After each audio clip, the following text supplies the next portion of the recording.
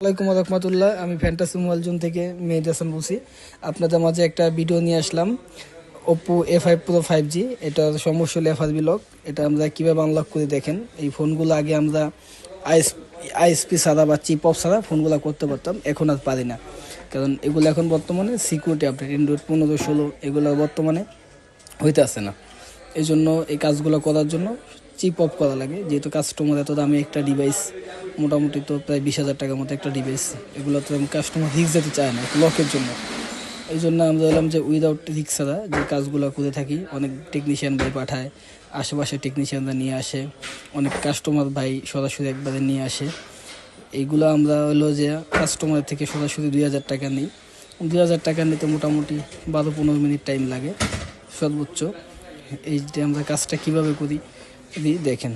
এই যে Oppo A5 Pro, এই কাজগুলো যখন আপনি A5 Pro, A3X এইগুলো ওই সাইডে এইগুলো থাকে, এক সাইডে চিপগুলো থাকে। আর চিপটা যখনই কাটবেন স্টিলটা একটু সতর্ক অবলম্বন করবেন, কারণ এইখান থেকে যদি লেয়ার ওঠে বা অন্য কোনো সমস্যা হয় সেই ক্ষেত্রে ফোনটা ডেড হইতে পারে।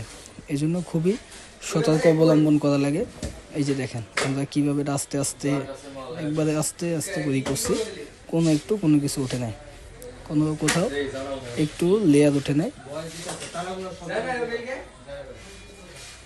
এই যে দেখেন। ওকে, আমি বললাম যে কুইকের এই হটগান 300 বা 260-এ আমরা সাইডের পেস্টগুলো কাটি। সাইডের পেস্টগুলো কাটার সময় এখানে কোনো জোরে তাড়াহুড়া বা কোনো টানাটানি কোনো কিছু না করাই উত্তম। আর আমাদের দোকান বন্ধের সময় কাজটা করতেছি তো, এই জন্য একটু আউট নয়েজ বা একটু ভয়েসগুলো শুনতে আপনাদের সমস্যা হইতেছে। এই যে সাইডের পেস্টগুলো কাটার সময় যেন বডিতে কোনো ক্র্যাক না পড়ে, এদিকটা ফলো রাখা উচিত। আস্তে আস্তে, কোনো জোরে টানাহুড়া বা টানাটানি করার কোনো প্রয়োজন নেই। রিল্যাক্সে দেখেন আমাদের পেস্টটা প্রায় কাটা শেষ, অলমোস্ট কাটা শেষ। এখন দেখেন আপনি সুপানো হটগান ইউজ করি, এখানে চিপ তোলার জন্য 400 হিট দিই। আর 8 নাইফ, একই 8 নাইফ, 8 নাইফ চেঞ্জ না করাই বেস্ট। 8 নাইফ দিয়েই এটা করা সবচেয়ে উত্তম। এই যে আমরা এটা কোনো করবো না, স্কিপ করবো না, পুরো ভিডিওটাই আপনাদের সামনে আমরা উপস্থাপনা করতেছি। দেখেন আমরা কিভাবে কাজটা করলাম। এই যে এখান থেকে যে এই যে ফুললি কমপ্লিট, কোনো ইস্যু নাই। কিন্তু তাও যখন আপনি ক্লিন করবেন দেখবেন 2-4টা বল, ব্ল্যাঙ্ক বল উঠবে। এই যে দেখেন আমরা 8 নাইফ দিয়ে সাইডের পেস্টগুলো কাটতেছি করে, একই 8 নাইফ দিয়ে আমরা করতেছি। দেখেন মোটামুটি পেস্টগুলো ক্লিন করা হয়ে গেছে। এখন আমরা জাস্ট দেখেন, ওই যে তাও দেখেন এখান থেকে 3টা বল উঠছে, ওইখান থেকে একটা উঠছে। এটা ব্ল্যাঙ্ক লাইন, এটা কোনো সমস্যা না, কোনো ইস্যু না। কিন্তু তাও না উঠলেও নিজের কাছে একটু ভালো লাগে, কারণ অনেকটাই সেফলি করার চেষ্টা করি। এই যে এখন ক্লিন করা মোটামুটি অলমোস্ট ক্লিয়ার, বোর্ড ক্লিন করা। এই যে বোর্ড ক্লিন করা মোটামুটি ক্লিয়ার।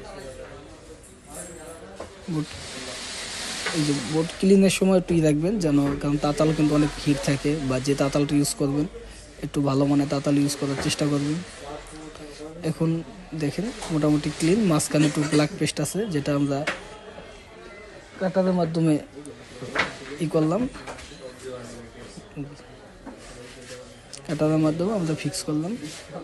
ভিডিওটা একটু তাও যেহেতু পুরোটা দেখানোর চেষ্টা করতেছি, এই জন্য ভিডিওটা একটু বড় হবে, 8-9 মিনিটের, যেহেতু পুরো প্রসেসটা আপনাদেরকে দেখাইতেছি। জি, এখানেও কোনো হটগান বা নাইফ না করাই বেস্ট। আপনার সুন্দর হালকা হালকা করে তাতাল দিয়ে নেওয়া, একটা নেই আর একটু ফাস্ট করে তাতালে নেওয়া উচিত। আর এখানে কখন করবেন, এক্সট্রা কোনো রাং বা শোল্ডারিং পেস্ট এগুলো এখানে খাওয়াবেন না। এখান থেকে যদি করার পরে এই যে ক্লিন করে শুধু ডিশোল্ডারিং ওয়ার দিয়ে এটা ঘষা দেবেন। ঘষা দেওয়ার পরে দেখবেন বল যেগুলো ব্ল্যাঙ্ক বল আছে, ইগুলো আছে, এগুলা ডাইরেক্ট উঠেছে। অনেকেই আছে আমি দেখি এখানে করে, তারা আগে এক্সট্রা রাং খাওয়ায়, অনেক কিছু করে, অনেক যুদ্ধ করে।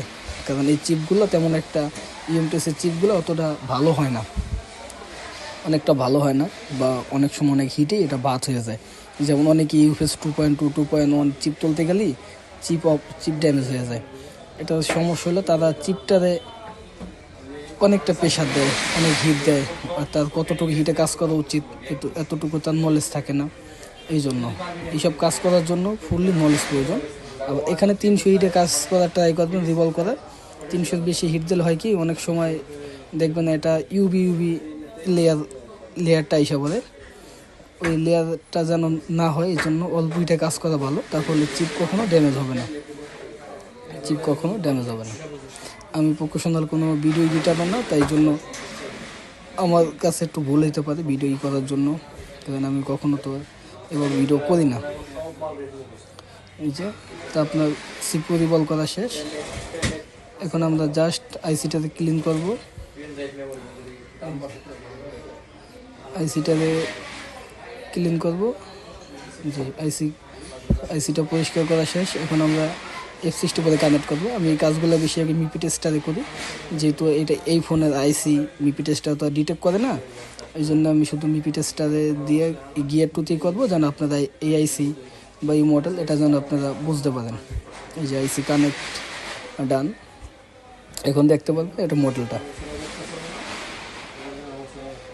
এই যে মডেল, এই যে Oppo A5 Pro 5G। এই যে আমরা FRB খুলবো, FRB ডান। তবু আমরা শিওরের জন্য আর একবার এখন হলে এটা আবার আইডেন্টিফাই করবো যেটা কোনো প্রকার কোনো সমস্যা আছে কিনা। হ্যাঁ, এই যে আইডেন্টিফাই ডান। এখন আমরা F64 থেকে আইসিটা খুলে নিচ্ছি। এখন শুধু আমরা লাগিয়ে দেবো। এই যে হালকা করে একটু পেস্ট দিলাম। এই ক্ষেত্রে আইসিটা আগে পেস্ট দিয়ে হিট দেওয়ার কোনো প্রয়োজন নেই, কারণ আইসিটা চেষ্টা করবেন যতটুকু সূক্ষ্ম রাখা যায়। আর এখানেও আইসিটা সমানভাবে বসায় নেবেন আপনি মেজারমেন্ট মতো, যেন কোনো ইস্যু না হয়, লড়াচড়া না খায়। যেমন 254-তে যখন আপনি আইসি লাগাইবেন, চারপাশে বল থাকার কারণে একটু 19 থেকে 20 হলে ওটা লাগে। এটা একুরেট মেজারমেন্ট না হলে এটা লাগতে চায় না। আবার সেকেন্ড বার বল করা লাগে, অনেক সময় অনেক ঝামেলা হয়। সেকেন্ড বার কাজ করাটা একটু কষ্টসাধ্য, এই জন্য আমরা প্রথমেই করতে চাই। এই মোটামুটি মনে হইলে যে একটু লাগছে, তখন একটু পেস্ট দেবেন। পেস্ট দিয়ে এটা আর হাতটাতে একটু ঘুরাইবেন, এক জায়গায় রাখার চেষ্টা করবেন না, কারণ এক জায়গায় রাখলে ভোট ফুলে যাওয়ার বা চিপ ফোলার সম্ভাবনা থাকে। আর যেই যদি 400 হিটের চিপ তোলে 350-এর চিপ লাগাবেন। যে বোর্ড ঠান্ডা করতেছে এখন, বোর্ড ঠান্ডা হয়ে গেছে। এখন আমরা লাগাবো, সেটআপে লাগাবো। এই যে দেখেন Oppo, এই যে Oppo লেখা আসছে। এখানে আমরা একটু ফাস্ট স্পিড করে দিলাম, কারণ এটা তো ওপেন হইতে একটু সময় লাগে, এই জন্য একটু ফাস্ট করলাম এখানে আমরা। তাও বেশি না, অল্প একটু ফাস্ট করছে শুধু এখান থেকেই। এই যে সেটআপ দেখেন, সেটআপ কমপ্লিট, অলমোস্ট এটা ডান। এখানে ওয়াইফাই দেওয়া আছে, ওয়াইফাইটা স্কিপ করব। এটাও না বল, এটাও হয় না। ঠিক আছে, এখান থেকে ওয়াইফাইটা করার পরে আমরা ইজিলি সেটআপ হবে। এই যে সেটআপ কমপ্লিট, কোনো প্রকার কোনো ইস্যু নাই, নিতে পারেন সাথে চার দিয়ে ফুল কমপ্লিট। ওকে।